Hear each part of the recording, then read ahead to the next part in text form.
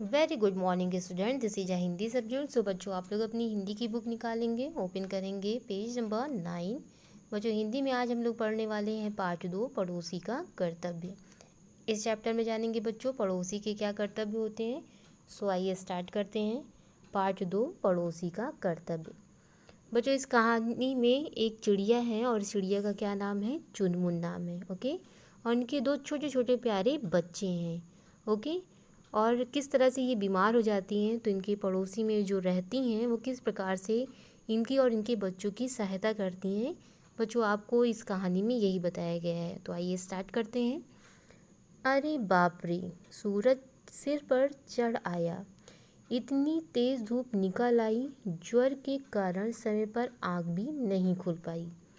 अभी बच्चे जग जाएंगे और खाने के लिए शोर मचाएंगे। यह सोचकर चुनमुन ने उड़ने के लिए पंख फैलाए, पर यह क्या, वह फुदक कर वापस डाल पर आ बैठी। इतने में भी बच्चे जग गए।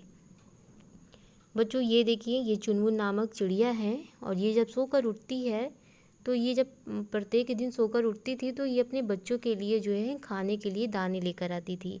लेकिन आज इसको क्या हो गया है? फीवर हो गया है, बुखार हो गया है, जिस कारण से ये अपने पंख नहीं फैला पा रही है।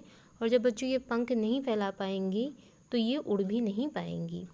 ओके, और यही इतना ही सोच ही रही थी कि इतने में इनके बच्चे जग गए।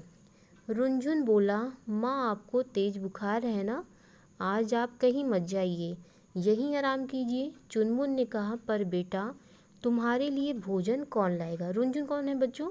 रुनझुन इनका बेटा है। ओके, ये अपनी माँ को बोल रहे हैं, मम्मा आपको बुखार है, आप आज कहीं मत जाइए।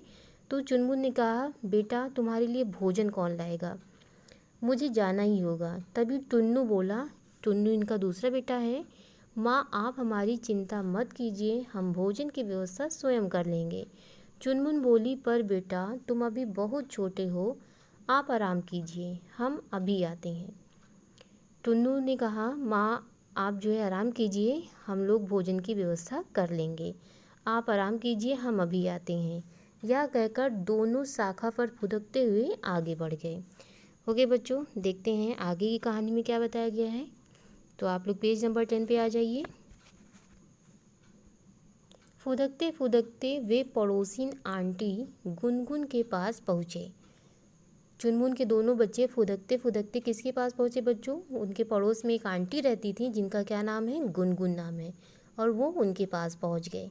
वह अपने दोनों बच्चों को बड़े प्यार से दाना खिला रही थी। गुनगुन के भी बच्चे थे, तो गुनगुन क्या कर रही थी? अपने बच्चों को दाना खिला रही थी। उनको देखकर गुनगुन ने खुशी से उनका स्वागत करते हुए पूछा, अरे तुम दोनों घोंसले से बाहर क्यों आ गए? गुनगुन ने जब रुनझुन को और उसके भाई को देखा तो वो बहुत खुश हो गई और स्वागत करते हुए पूछा कि तुम दोनों घोंसले से बाहर क्यों आ गए? उन्होंने बताया कि हमारी माँ बहुत बीमार है, वह हमारे लिए खाना नहीं ला सकती हैं। ओह, यह तो बहुत बुरा हुआ, लेकिन तुमने बहुत अच्छा किया जो आकर मुझे बता दिया। जब दोनों बच्चों ने बताया कि हमारी माँ बहुत बीमार है और हमारे लिए वो खाना नहीं ला सकती, तो गुनगुन आंटी ने क्या कहा?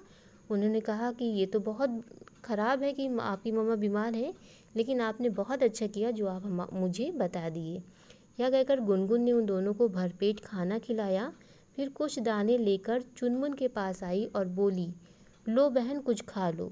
बच्चों की चिंता मत करो, तुम्हारे ठीक होने तक मैं तुम सब के लिए खाना लेकर आऊँगी। गुनगुन ने क्या किया? दोनों बच्चों को भरपेट खाना खिलाया और कुछ दाने उसकी मम्मी के लिए लेकर उसके घोंसले के पास पहुंच गई और कहा कि लो बहन खा लो, किसी बात की चिंता मत करो, तुम्हारे ठीक होने तक खाने की व्यवस्था मैं देख लूँगी।